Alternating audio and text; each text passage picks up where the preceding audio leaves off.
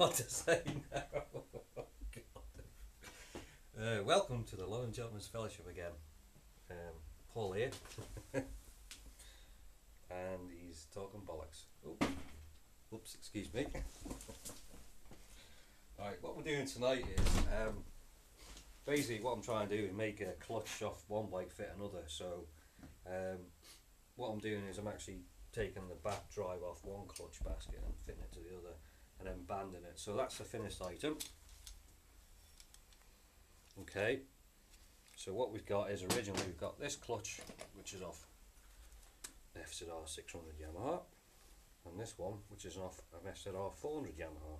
And as you can see, the drive gears are different sizes, the clutch is different, and what we're doing is putting the bigger clutch on the smaller drive. So we've already unriveted it, so that's one drive.